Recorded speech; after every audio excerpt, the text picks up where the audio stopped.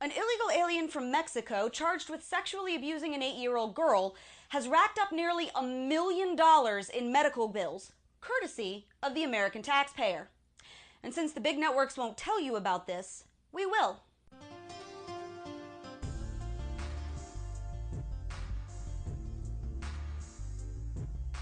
Hey guys, I'm Brittany Hughes for MRCTV, here to tell you all about the illegal alien who has cost us nearly $1 million in medical bills over the past year and a half.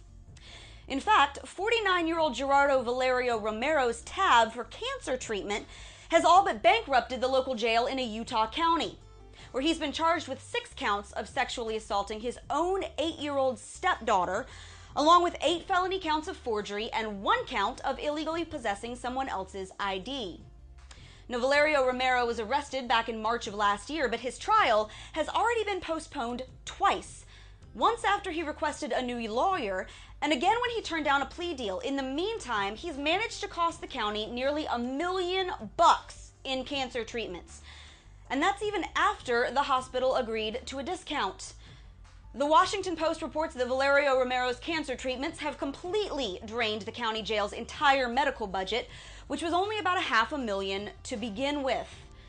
This problem has gotten so bad, in fact, that Sheriff Jim Tracy announced he's resigning effective August 3rd, largely thanks to budgetary stress stemming from having to fork over this guy's medical costs and figuring out which governmental body bears responsibility for paying it. Now, the county commission is actually scrambling to shift tax dollars around from other public services so that they can cover this one inmate's mounting expenses, despite the fact that he shouldn't even be here in the first place. Now, you might be asking why authorities don't just release this guy and boot him back to Mexico. Well, they would, except the sheriff's office said that they're afraid to drop the charges and let him go, because they aren't convinced that he'll actually get deported, and even if he does, that he won't just come right back. And isn't that just a little sad? Now, keep in mind that this is just one illegal inmate in a sea of similar stories across the entire country. The DOJ estimates illegal aliens make up roughly 28% of some 184,000 total federal inmates. That's about 51,000 individuals. Now, according to the Federal Register, each of those prisoners costs an average of $32,000 a year, meaning that illegal alien felons alone cost American taxpayers about $1.6 billion annually. And this doesn't even begin to count those being held in state prisons and local jails like Valerio-Romero.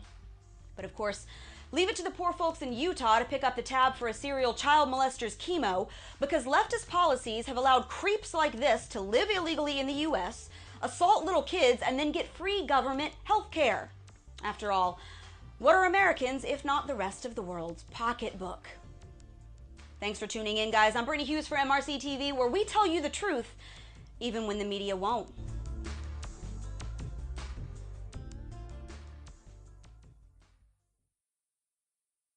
Sick of listening to the rest of the world preach at America for how we handle our own immigration issues? Well, let's just take a happy jaunt across the pond, where France now has over 300,000 illegal aliens crammed into one neighborhood, with absolutely no plan to fix it.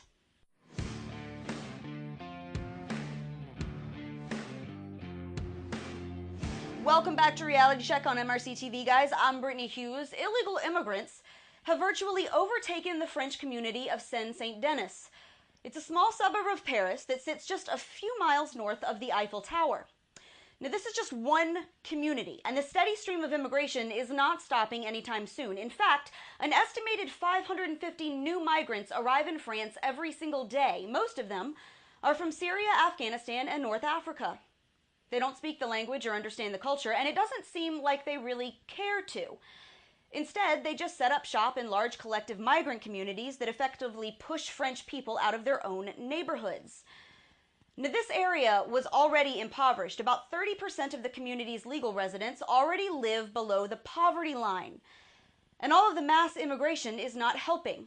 Authorities have already tried to come through and sweep out more than 1,000 migrants from the shanty towns that they'd set up, but that didn't help much, because there are still thousands of people clustered in tents and sleeping on the streets. In fact, it's estimated that illegal immigrants now make up a full 1/5 of this community's entire population. One Parisian senator predicted that the entire area will be one huge ethnic ghetto filled with about 2 million people within the next 20 years. Now, freelance journalist Andrew Malone visited this area and reported back to the Daily Mail saying that he had found migrant communities had already set up their own version of Sharia courts within this community, which police have admitted is now an unofficial no-go zone for native Europeans. These people can't legally work, so many of them make their living in the drug trade or on the black market, selling counterfeit or stolen goods. But while police say that they're obviously concerned about the crime issues, it's the potential for Islamic radicalization that they say worries them the most. There are a record 160 mosques in this one area, which far outnumber the number of churches. But police say that it's the underground mosques that they're most concerned with. Now, of course, it's impossible to know just how prevalent all of these issues are because French law currently prohibits the government from collecting any data based on race, ethnicity, or religion. Now, this is just one snapshot on one community in one country. It doesn't even begin to touch the massive spikes in crime across Germany following a mass migration influx, not to mention Britain having to pass laws against carrying pocket knives in public because people were getting stabbed left, right, and sideways in their own no-go zones. Because, see, this isn't immigration. When you come into a country legally with the intent of assimilating into the culture and becoming a productive, active member of that society, that is immigration. But when you barge across someone else's borders, snub their culture, and tell them to screw off because you've decided to take over their space, that's invasion.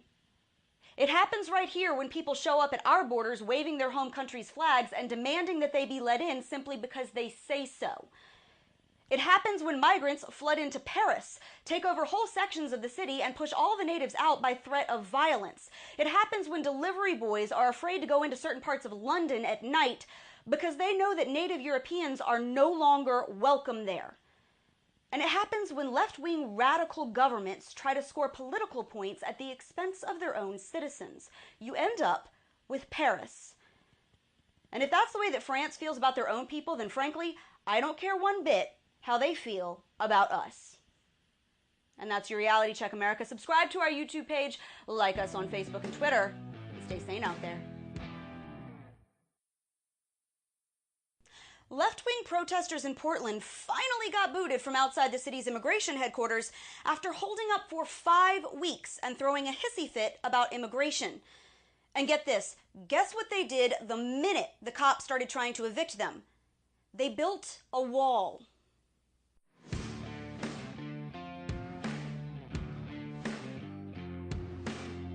Hey guys, welcome back to MRCTV. I'm Brittany Hughes with another reality check.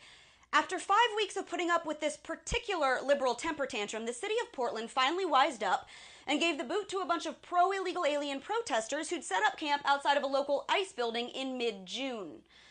Now, this is the same uber-progressive group that got caught hurling racial slurs at federal cops. One black police officer said that he had been called the N-word, an Uncle Tom, and a blood traitor. A female Hispanic cop reported being called racist names and labeled a weak woman.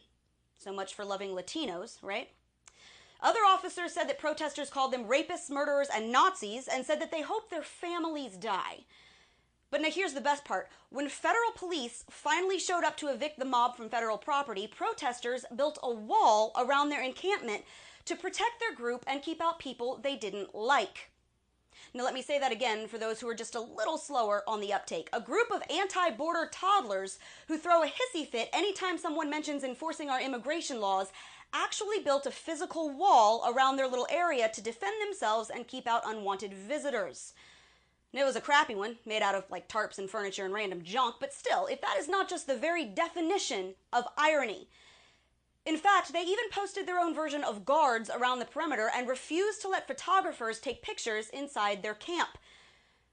And of course, the tree-hugging, planet-loving anti-Trump support group couldn't even be bothered to clean up after themselves before hightailing it out of town. They left behind piles of garbage, dirty mattresses, used clothing, and homemade porta potties. When they finally got inside, police found nails, dirty needles, and feces. Here's a photo of what these guys left behind for Portland to take care of, taken by a local Fox 12 reporter. The garbage problem was so bad that local authorities had to declare it a biohazard site and hire an outside contractor to come in and clean it all out. But as the regressive left was insulting black cops and wallowing in their own filth, here's what ICE was doing. They arrested an illegal alien sex offender in North Carolina who'd been convicted of 2 counts of sexual battery of a preteen girl and released after local authorities refused to honor an ICE detainer. They arrested 64 criminal aliens in Long Island, including a known cocaine trafficker. They nabbed another 132 illegal aliens in Virginia and D.C., including an MS-13 leader and a Bolivian guy who'd raped a girl under the age of 13. While leftists were stomping through their own feces and holding cardboard signs calling them Nazis, border agents in Texas were rescuing a 3-year-old girl who had been abandoned in the river. She's okay, by the way. The week before that, Arizona agents saved 64 illegal aliens locked in tractor trailers. So that's what we've got here. On the one hand, we have law enforcement officers who risk their lives every day to arrest criminals, capture child molesters, stop drug trafficking, and save babies from drowning, literally. And on the other, we have left-wing hypocrites who parade around calling people racist names and leaving behind piles of their own waste. And if you still don't know which side of that particular wall you fall on, I'm not sure there's a power on earth that can help you. And that's your Reality Check, America. Subscribe to our YouTube page, like us on Facebook and Twitter, and stay sane out there. Fun fact. If you were more outraged about Donald Trump tweeting at Iran than you were about Obama sending them buckets of cash and trying to help them skirt sanctions while lying to the American people about it, you might be a raging hypocrite.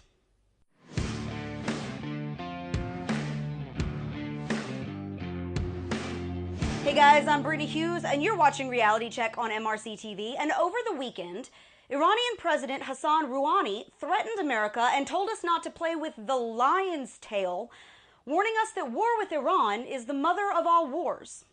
Now, nobody much cared about that, but the left predictably exploded on Monday after President Trump responded in an angry tweet directed at Iran.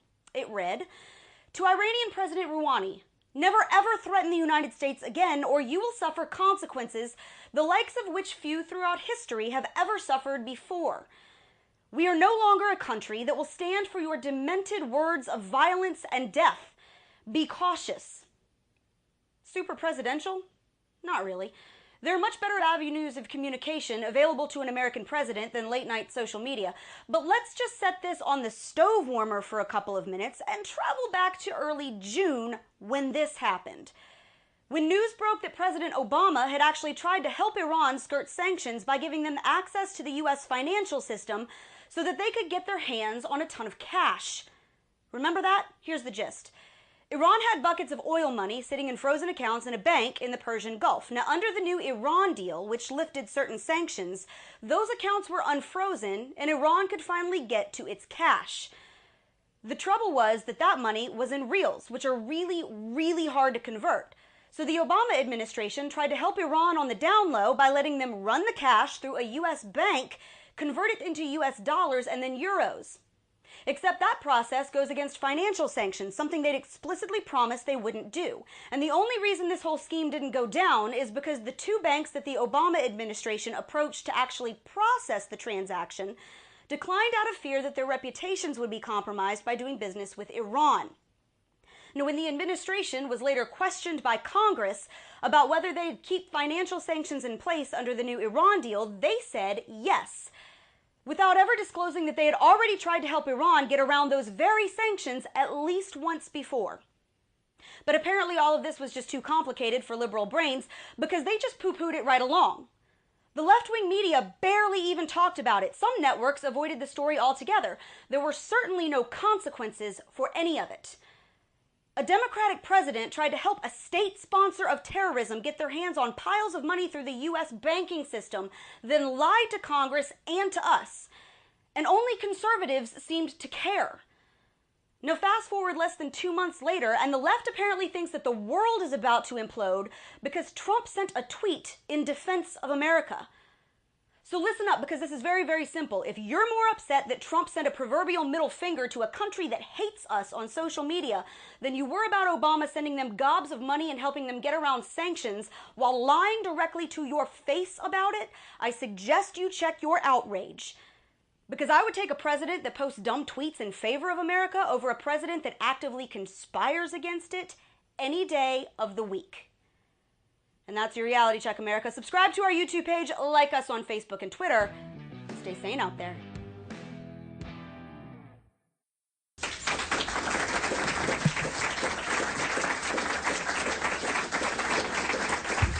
Thanks very much, Anita, for that very nice introduction. Nothing is more gratifying than to welcome a convert from the left, and not just from the left, but from the farthest reaches of the left. The brainwashed, indoctrinated left.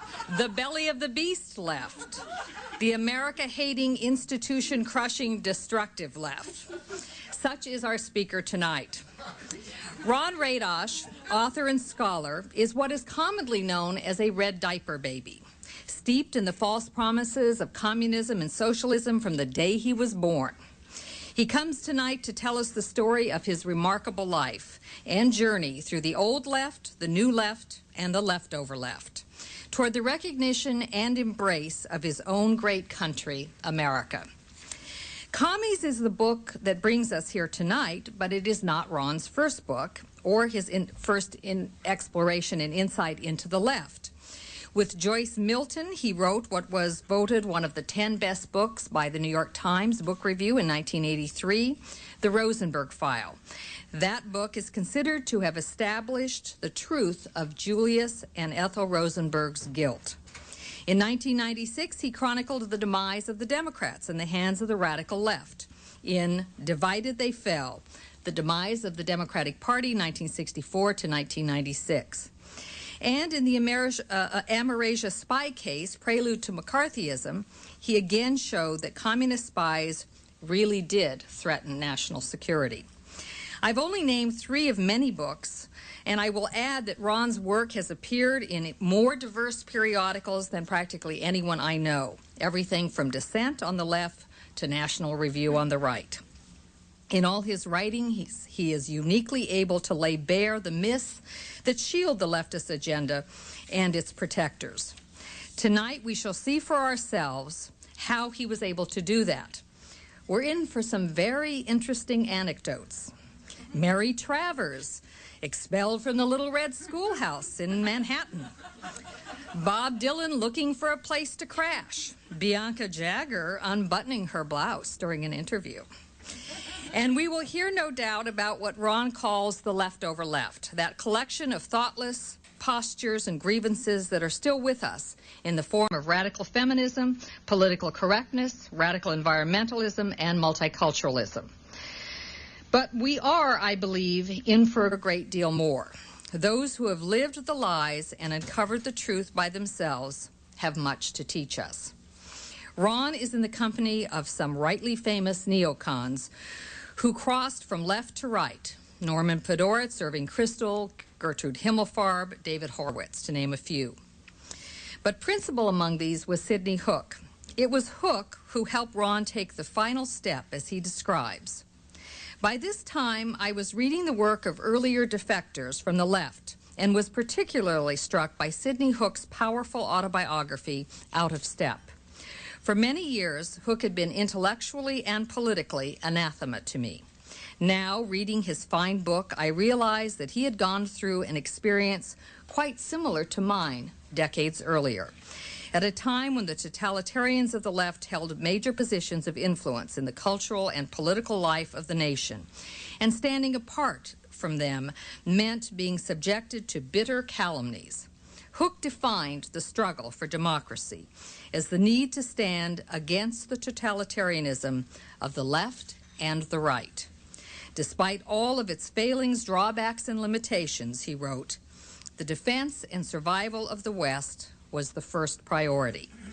As I read these words in the 1990s, I had what Edmund Wilson once called the shock of recognition, and my eyes filled with tears. Let us welcome our friend and prodigal son, Ronald Radosh.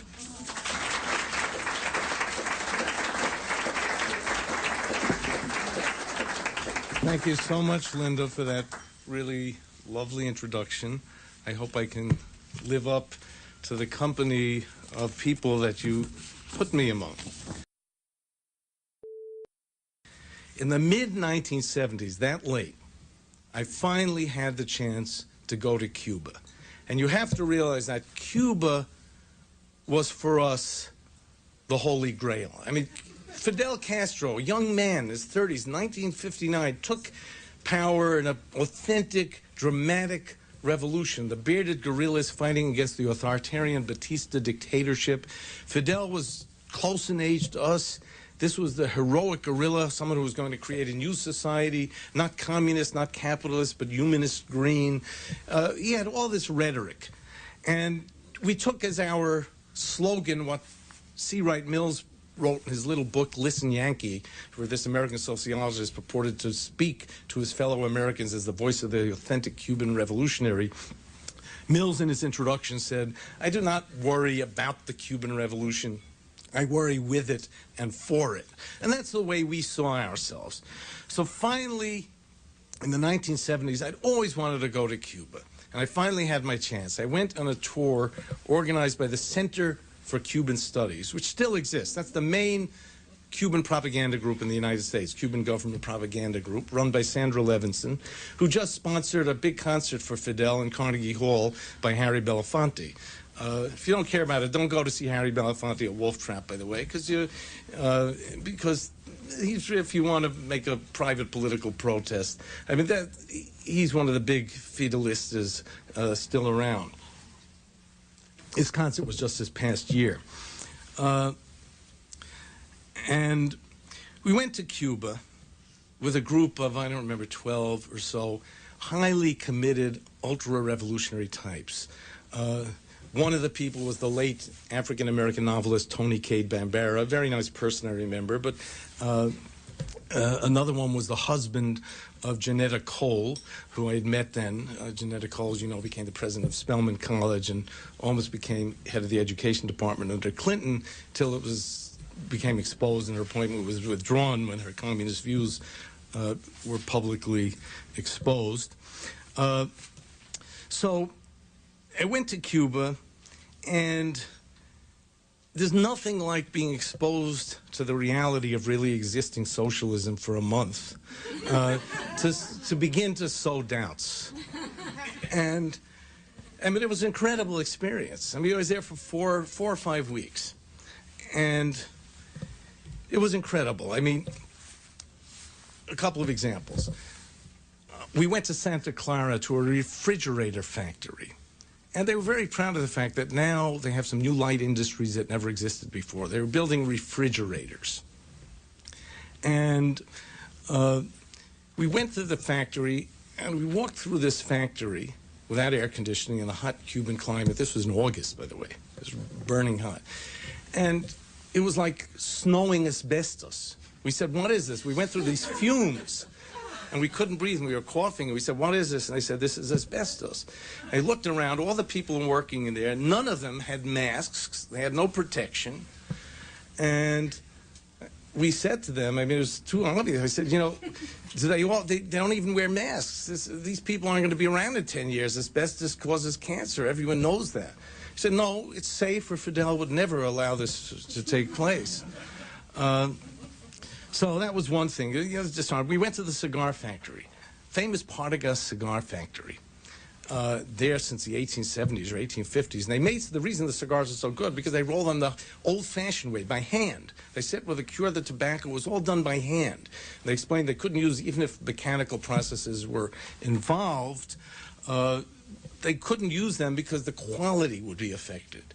So these were workers, and it was just like the famous cigar things. They're rolling there, sitting there, working by hand, and one person's chosen to be the reader and reads the communist newspaper aloud to them, so they don't waste their time. They have something to hear. And they were told, you know, that's a major item for export, because it was a poor country. They needed to export and sell those cigars. And they said, they explained to us that, I don't have the figures in front of me, but they had to do so many cigars.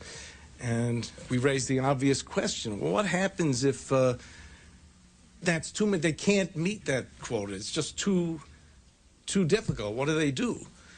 Does the union speak up and say, we can't, we have to have a slower, more doable number? And they said, no, absolutely not. If the party knows how many cigars have to be made, then they would work 12 hours a day, or they'd work all Saturday and Sunday, because it has to be met.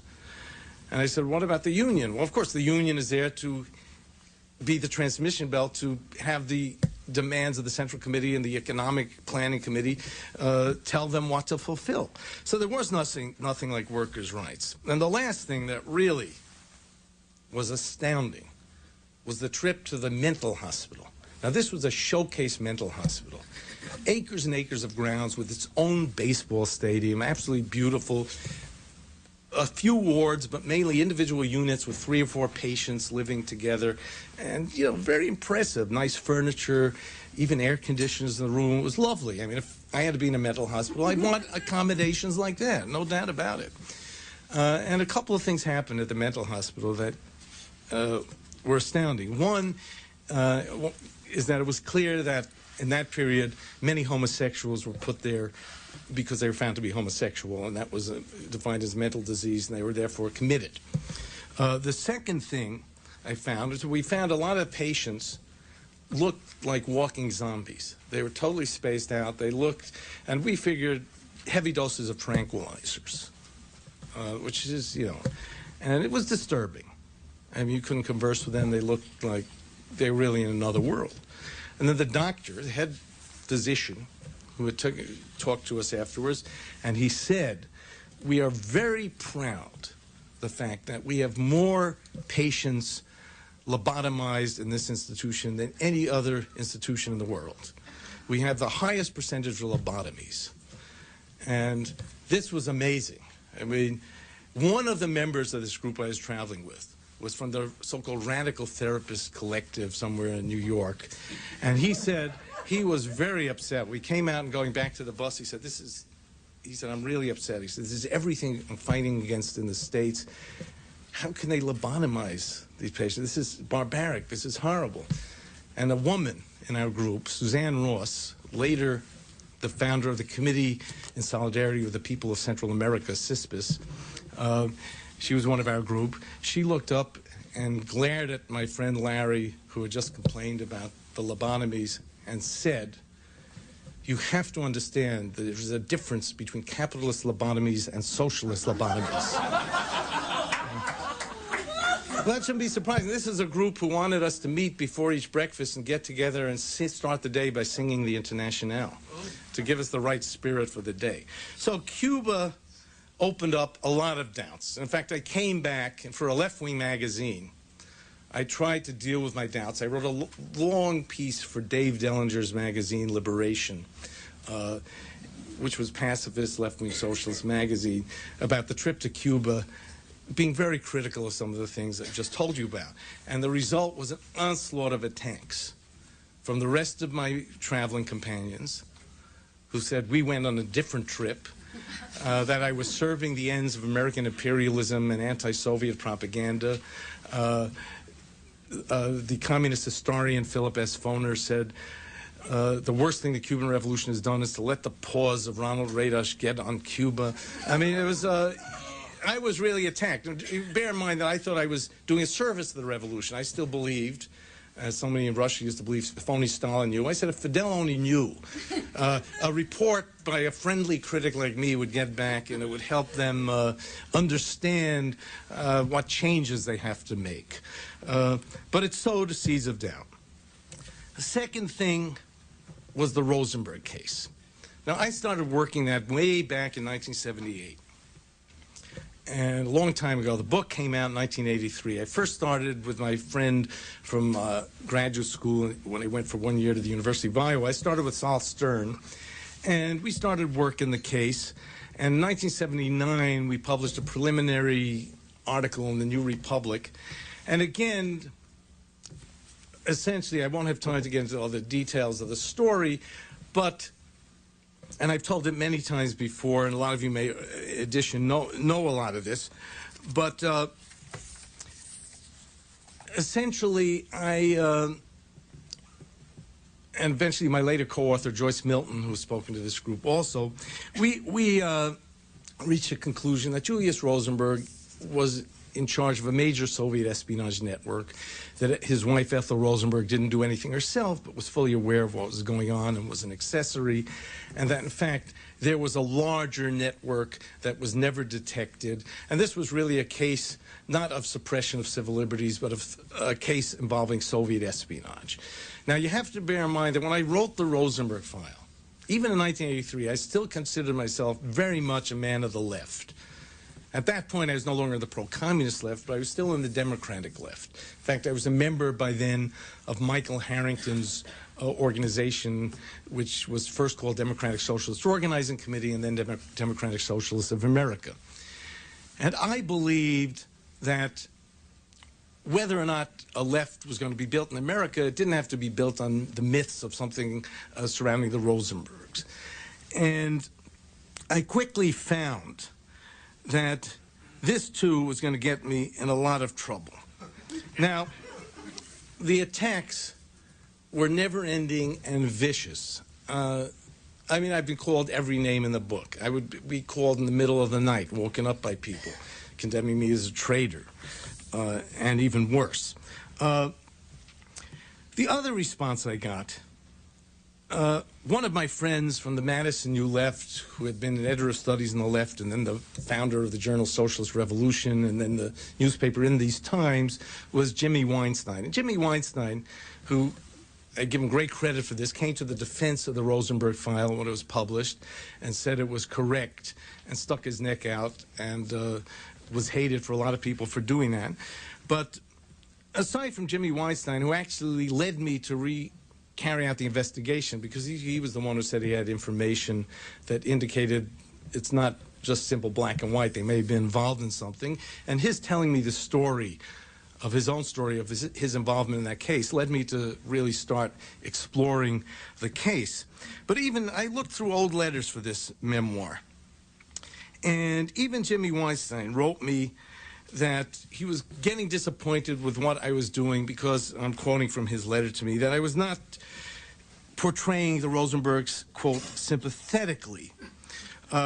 He wanted me to write a book, and again I'm quoting his words, that show the Rosenbergs' espionage as entirely in the best interest of the American people. And he concluded by saying, the problem, as he sees it, was that I was beginning to slip into anti-communism in the bad sense. And this was someone who was defending me. Another friend, another historian, who I knew from the New Left, Mark Nason, wrote me a letter. And this really summed it up. This is a guy who was friendly with, who I'm still, I think, on friendly terms with. I mean, he's a nice guy. He was a new leftist, not from the old left. And he wrote, he was an SDS type. This is after my New Republic article. He wrote to me, the Rosenbergs knew how to die. They knew how to sacrifice for their comrades. It is no accident like people like the Rosenbergs fought the Scottsboro battles, built the unions, put their bodies in the line. They were patriotic. They spied for a better mankind. And he ended up saying, you must turn away from liberal anti-communism, or you will put your intellectual tools in the service of the right. This was the response I got. These were from the best elements. If I said what the evidence showed to be true, in this case, that the Rosenbergs were guilty, that meant indeed that I was serving the ends of the right. Most of the other people were much cruder. They said, we don't care what's true and what's false. We need the Rosenbergs as heroes. They have to be innocent. You can't do this book. You shouldn't do it. And what really upset me, remember, I was on the Democratic left then. If you look at my original introduction in the 1983 edition, it came out again in 1997 by Yale, a new edition. But back then I said that I was a man of the left. I did not want to resurrect the Cold War. I was not trying to create a new witch hunt. I was trying to tell the historical truth. And there was no interest in this. I went to people for blurbs. And two of the people I went to were my comrades, Irving Howe and Mike Harrington. Both of them refused to have anything to do with it. Irving Howe turned away from me, said, I want nothing to do with this. Not a peep. And Irving Howe was somebody who I had always considered, and many of the SDSers in the New Left considered a fierce anti-communist. He had written an influential article against the New Left, perhaps the first anti-New Left article, called New Styles of Leftism, which even today, if you read it, is a devastating article. And here's Irving Howe wanting nothing to do with it. Mike Harrington, charming guy who I liked a great deal as a person. Very few people, except maybe Josh, didn't like him. I thought Mike was a wonderful, warm guy. I thought the world of him. Mike said, look, I always knew the Rosenbergs were guilty. This is nothing new to me, but I can't give you a blurb. We're trying to recruit former communists who still believe into our movement, and if I say anything good about your book, we'll never get them in. It was all a case of the movement he was shifting to the left. He had to woo the pro-Soviet left, and he couldn't be bothered with lending his words to something he knew to be true. He then said very begrudgingly, the only thing I'm willing to say is if people attack you, I'll say I don't consider you a McCarthyite. I mean, all these things, as he began to teach me lessons, it began to let me see what I had so long not wanted to see, that the whole intellectual edifice of the left was based on a lie, and nothing you could do could change that. They could not accept things, even if they knew something was true. Even the best elements wanted to continue with the lies. Arm in arm and side by side, American heroes fought and died. You're showing some respect, too much to ask. I speak for those whose freedom was not free. I say, take a knee, my ass. I'll stand up for the flag. Take off my hat. We never got to experience the end of history. The dictators returned. The authoritarians are at the gate. Democracy is dead or dying. Luckily, that's dead wrong. Liberal democracy isn't going anywhere soon. Sure, we had some exaggerated hopes in 1990, after the fall of communism, that the whole world would become free.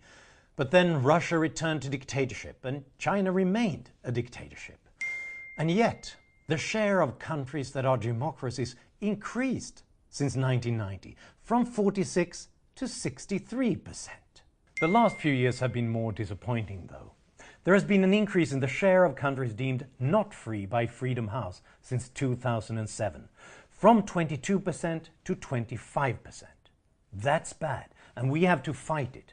But most of that reversal took place in small countries, and the share of people living in not free countries didn't increase by more than 1 percentage point. That's a share that has been remarkably stable over the last quarter century.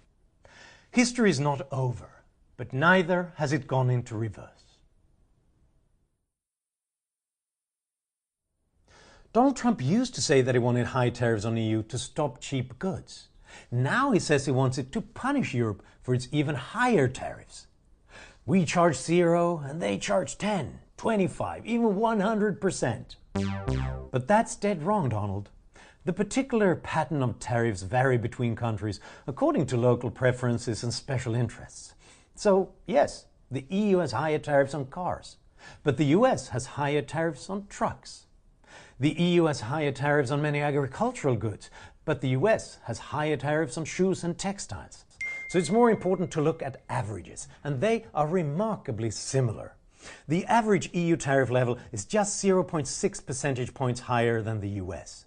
And if you count the actual tariff paid, EU exporters to the US pay 0.2 points more than American exporters. Now, these averages hide some crazy tariff spikes on particular goods, but those exist on both sides of the Atlantic. We also have non-tariff barriers, like the EU's de facto ban on genetically modified crops.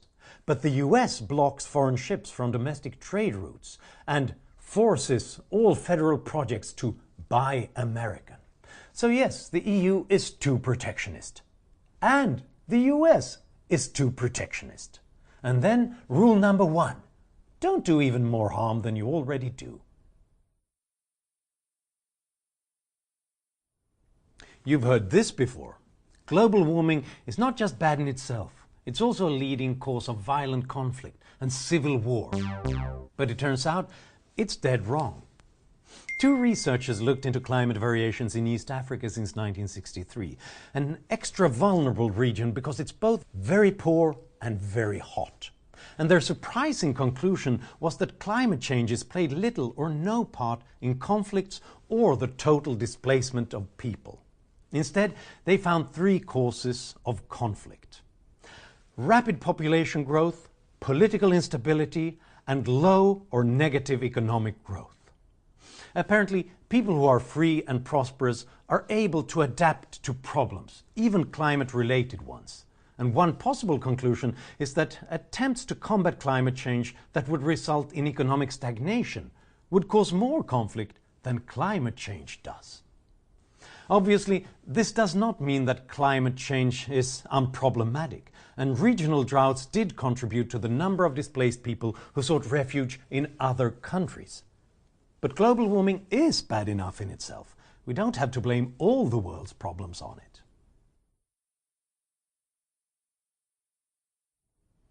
Here's a fascinating look at how statistics deceive when the underlying data is unreliable.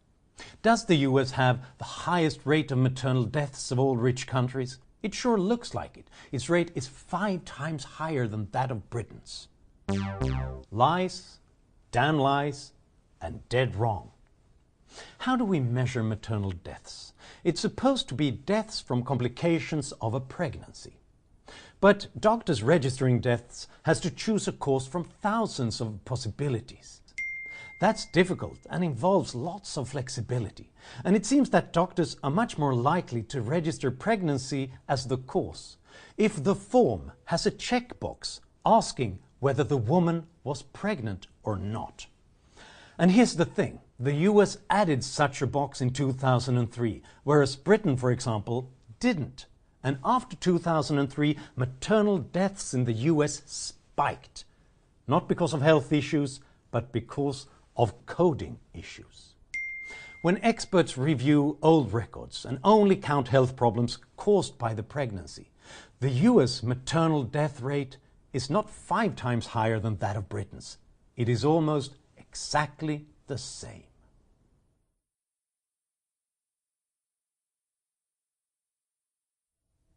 You silly free traders, you think protectionism is something alien and strange, but it used to be the American way. US industries grew so powerful because they were protected behind high tariffs. That's dead wrong. Yeah, tariffs have varied throughout American history, and after the Civil War until the early 20th century, they were very high indeed. But is that the reason why the US economy grew so fast at that time? One of the world's leading trade economists, Douglas Irvin, recently looked into this. And no matter how hard he tried, he didn't find any connection. Interestingly, US productivity growth was the fastest in non-traded sectors, like services, communications, transportation, and utilities, not in manufacturing and agriculture where the high tariffs applied. Irvin instead explains the American growth at the time with a large, open and integrated national market, large-scale immigration, and the development of financial markets. It seems like the tariffs were a modest drag on growth because they allowed more inefficient firms to survive and increased the price of inputs and capital goods. So they cost something like 0.5% of GDP annually. It seems like the major effect of the tariffs was that it allowed trusts and monopolies to grow without being challenged by foreign competitors. And you know what? Obviously, people blamed these monopolies later on free markets and free trade.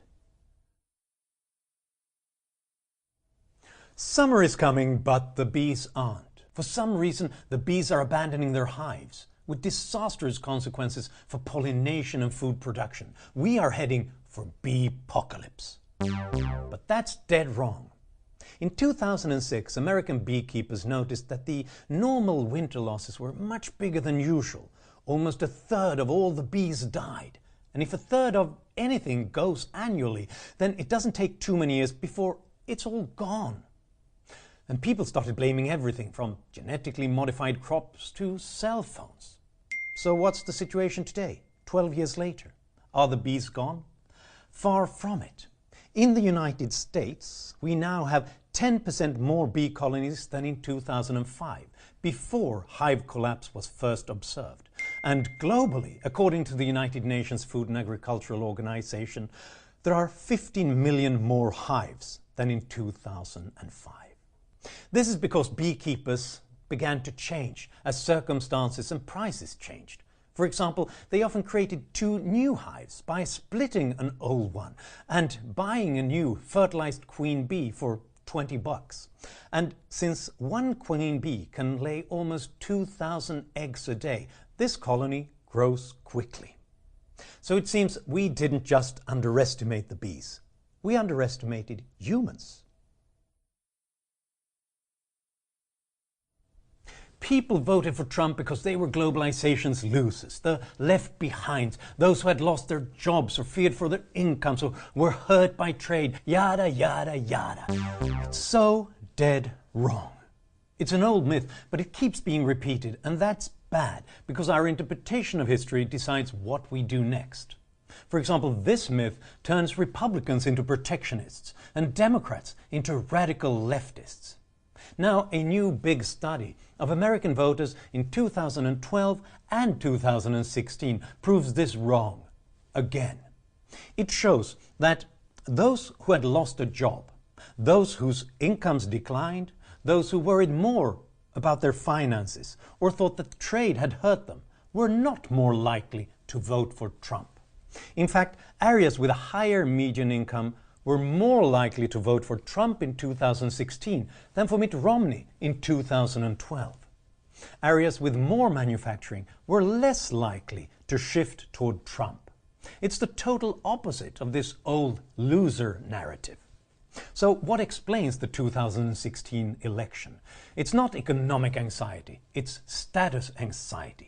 Those who feared that old hierarchies were being upended, that the USA, the whites, the Christians, the males were losing their power in the modern world. They shifted toward Trump. So the 2016 election was the result of anxiety about dominant groups' future status, not about being left behind in the past. The rich are bad people.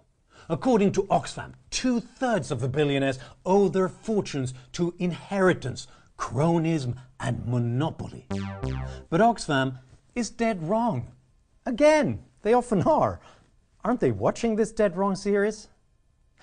As Sam Dimitrio points out, this time they make an infuriating illogical leap. They think that just because there is monopoly and cronyism in a particular sector, they can treat all the income generated in that sector as the result of cronyism and monopoly. For example, they include all the wealth produced in corruption-prone countries. They include all the wealth originating from mining oil and gas, no matter how entrepreneurial and innovative the business is. Astonishingly, they count as monopoly fortunes all the money made in information technology, law, finance, and healthcare. And all the money made by CEOs if they haven't founded the company themselves. And it gets worse. The author of this Oxfam study even thinks that the fashion industry and the music industry are monopolies because they are prone to fads. By that standard, I guess even charity work and dead wrong clips would be counted as monopoly activities. If we used Oxfam's own infuriating logic, we would have to say that just because Oxfam produced this stupid study, the whole of Oxfam should be treated as stupid and illegitimate. Our hunter-gatherer ancestors were lucky people. They didn't have to work more than 12 to 19 hours a week for food, and they had decent health and seemed peaceful. It must have been mankind's happy childhood. But that old myth is just dead wrong. As William Buckner recently documented, many early studies of hunter-gatherers tried to romanticize them to prove a point about noble savages and the evils of modern industrialization. But it's contradicted by the data. For example, the researcher who claimed they didn't work much later admitted that he conveniently forgot all the time spent on food processing, on tool making and general housework. When that was included, they had to work more than 40 hours a week. They were often close to starvation, and when there was a drought, many perished. Infant mortality was shockingly high, and many infant girls were killed in cold blood. Life expectancy was between a quarter and half of what it is today, partly because many of those hunter-gatherer groups had rates of violent death close to modern countries in warfare. The hunter-gatherer's life might not have been solitary, but it was nasty, brutish, and short.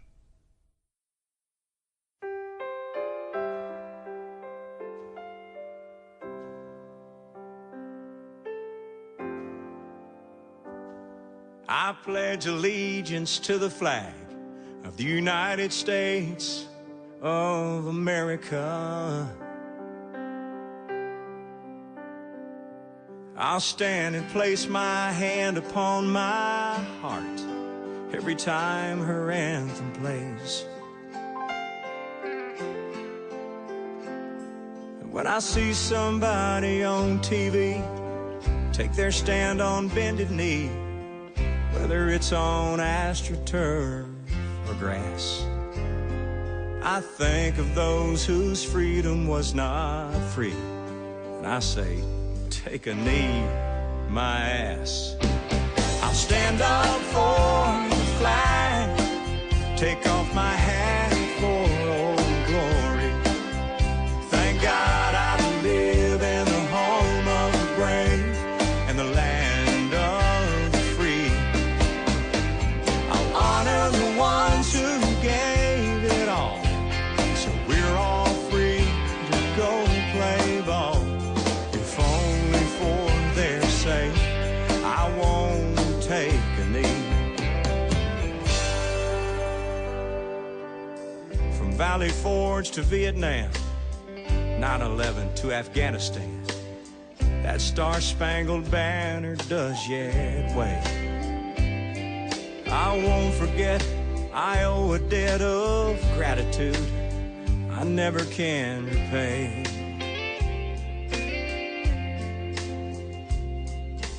Arm in arm and side by side, American heroes fought and died, showing some respect too much to ask. I speak for those whose freedom was not free. I say, take a knee, my ass.